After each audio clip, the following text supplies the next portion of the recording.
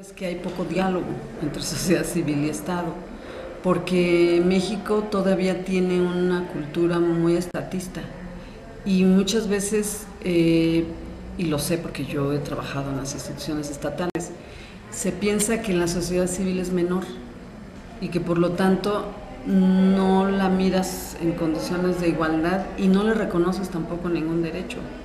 En México no hay una legislación que obligue a nadie a atender instancias de sociedad civil a nivel de política pública y de inversión.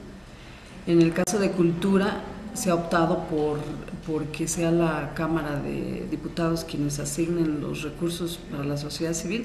Eso debiera ser una función del Poder Ejecutivo, pero el Poder Ejecutivo no tiene una normativa que la obligue tampoco a interactuar de una manera diferente con la sociedad civil. Entonces termina creándose un mecanismo que es hasta cierto punto extraordinario, pero lo que es verdad es que en otros países hay una legislación que norma el financiamiento a los procesos culturales, que norma el financiamiento privado a la cultura, que genera estímulos para las iniciativas que se van constituyendo y que tienen beneficio social. Entonces hay estímulos para este tipo de organizaciones que pueden estar desarrollando actividades múltiples. La gran paradoja es que hay mucha acción de la sociedad civil, pero mucha que se desgasta y se muere, precisamente por la falta de condiciones, por un lado, y por el otro lado también es verdad que por la falta de profesionalización. Es decir, la sociedad civil mexicana ha crecido en un contexto de mucha adversidad, con pocos estímulos, pero hay iniciativas que se han logrado consolidar y otras que no. Hay muchas que se mueren en el camino, nacen y se mueren porque no hay condiciones y porque esta profesionalización va avanzando muy poco a poco. En México no se estudia profesionalmente gestión cultural, salvo en algunas universidades que han empezado a crear estas ofertas académicas, pero tampoco tenemos una profesionalización en el terreno de políticas culturales o en administración cultural o en economía de la cultura. Estamos todavía muy atrasados en ese terreno porque en otros países las maestrías, por ejemplo, están avanzando ya en temas de emprendedurismo, incluso en las artes. Están generando esquemas de financiamiento mixtos, están buscando formas de inversión, esquemas crediticios favorables. ¿Por qué? Porque se parte del principio de que la cultura es efectivamente un sector que opera beneficios transversales, es decir, te conviene incentivar la inversión en infraestructura cultural en zonas urbanas porque eso contribuye a una calidad de vida diferente, pero eso no se hace.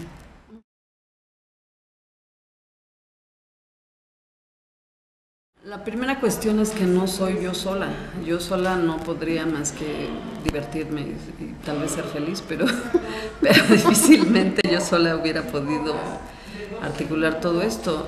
Yo creo que por un lado, digamos en lo que a mi contribución se refiere, porque existe y es real, tiene que ver sobre todo con la síntesis de una práctica de vida, en mi caso, que tiene que ver con mi tránsito por la sociedad civil en otros momentos. Esta no es la primera vez que estoy en la sociedad civil. Y por el otro lado, con un aprendizaje de trabajar con la gente. Y por el otro lado, un poco de riesgo, siempre, porque con arte siempre ha estado en una circunstancia, digamos, como siempre transitando el filo de la navaja, ¿no? En donde o das un paso adelante o cáete al vacío y desaparece. Entonces, lo que hemos optado es casi siempre en dar el paso adelante, aunque tú sepas que el paso adelante te significan otros retos de otra magnitud completamente superiores a los que a lo mejor no habías podido resolver antes. Y estoy hablando específicamente del financiamiento, porque nos echamos a cuestas, por ejemplo, seguir manteniendo el programa de Aprender con Danza a pesar de que la Secretaría de Educación Pública dejó de aportar sus fondos. Y decidimos mantenerlo porque si no, lo que ocurre es que es una mentira, que estás tratando de buscar un desarrollo a partir de la sostenibilidad de los procesos de la sociedad civil. Para nosotros hubiera sido fácil decir, bueno, pues si la Secretaría de Educación Pública no puede aportar o porque alguien más ya nos dio un donativo o la SEP ya no puede dar sus fondos, pues entonces desaparecemos del programa. Y los niños, y el proceso, y nuestro trabajo, y la construcción, pues decidimos que no.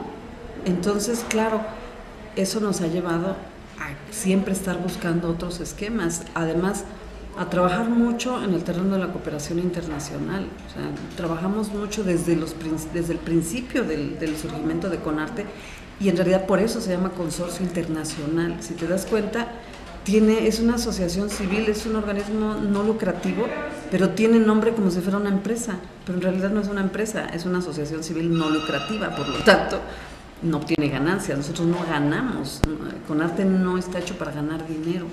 CONARTE está hecho para contribuir a la construcción de una opción que parecía cerrada. Yo misma fracasé en muchas circunstancias dentro de las instituciones estatales tratando de vincular la educación artística al espacio educativo.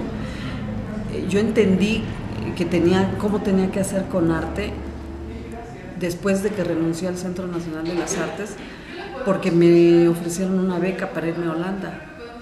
En ese momento yo incluso todavía dije, bueno, yo ya no soy la directora del Centro de las Artes, y les di el teléfono del nuevo director del Centro de las Artes, y me devolvieron la llamada y me dijeron, es que no estamos invitando al director del Centro de las Artes, estamos invitando a Lucina Jiménez. Dije, no, es así soy yo.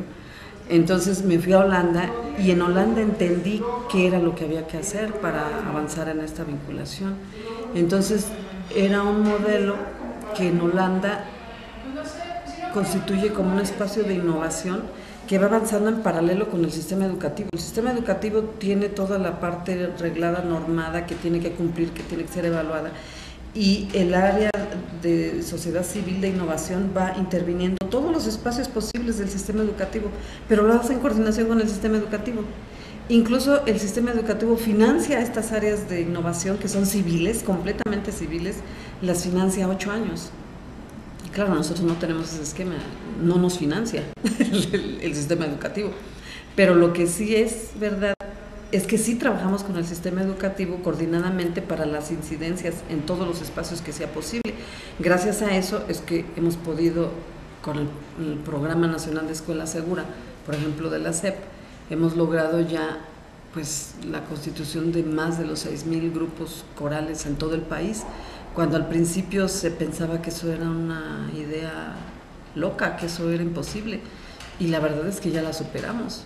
Ahorita estamos cercanos, pues son cercanos a los 8,000 grupos corales en las escuelas.